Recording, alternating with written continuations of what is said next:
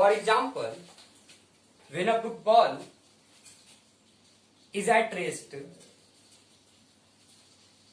when we kick it, it become in motion.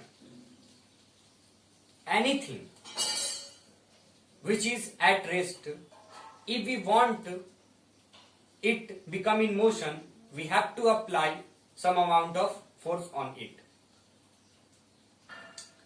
The next effect of force is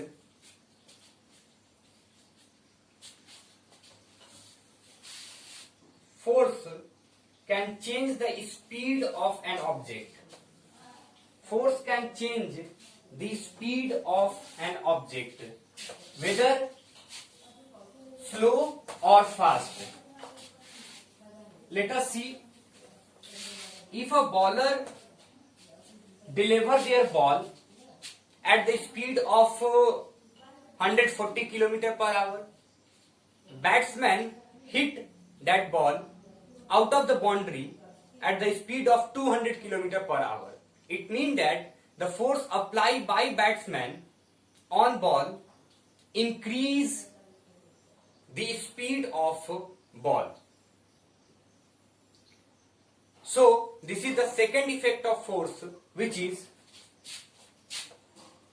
force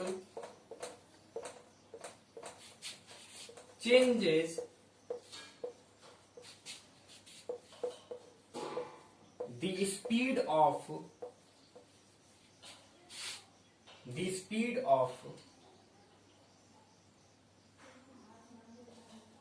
an object. Okay. Next effect is force can change the direction of motion of an object. Let us see. Example, bowler deliver their ball in front of batsman and batsman change the direction of ball according to himself. So we can say that force can change the direction of motion. If anybody move in right direction, if we apply force on left direction, the direction of force become change. Hence we can say that force can change the direction of motion.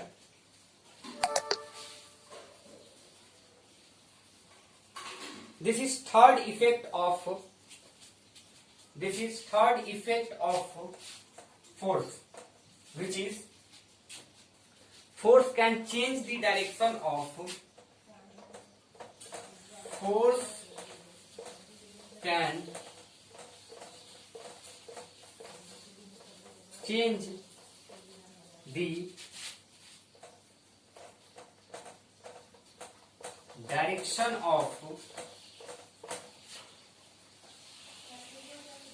motion of a moving object. Motion of a moving object. So I repeat, the first effect of force is when an object at rest, apply its force on it, then it become in motion. It means that force makes the stationary object in motion. First. Second effect of force is force change the speed of an object. Third effect, force can change the direction of motion of a moving object. These are the three effects of force.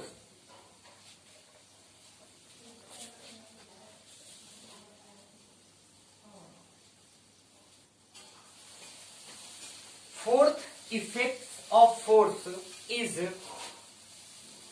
force can change the shape and size of an object. Fourth effect is force can change the shape or size of an object. So first we talk about shape. So if I have this marker, okay, if we apply force on it with the help of a hammer, then you also know the shape of this marker become changed. If we take a rubber, hand rubber, which is elastic in nature, when we put force on it, the size of rubber become changed.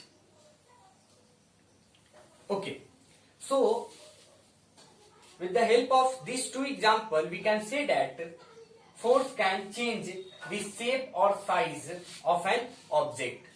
So only 4 effects of force are in this chapter. So we have to remember it.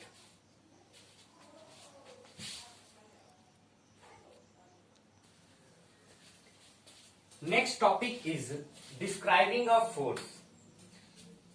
How we describe a force? Let us see. A force can be described by the starting its magnitude and the direction in which it acts. Where the force is active, we just focus on two things. First, magnitude, and second is direction. We talk about direction of force, but here a new term is magnitude. What is magnitude?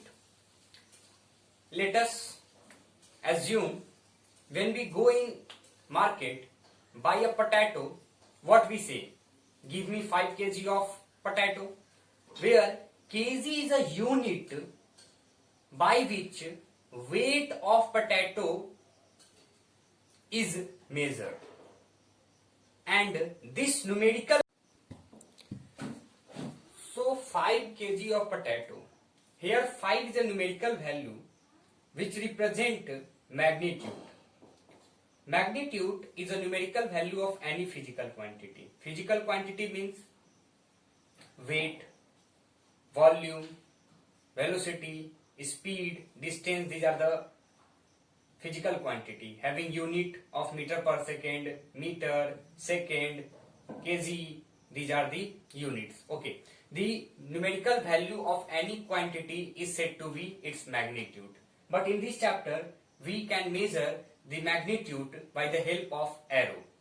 Let us see two arrow, F1 having this size of arrow and F2 having this size of arrow. With the help of these two arrow, we can say that F1 is smaller than F2 and F2 is greater than F1. The magnitude of F2 is much larger than F1.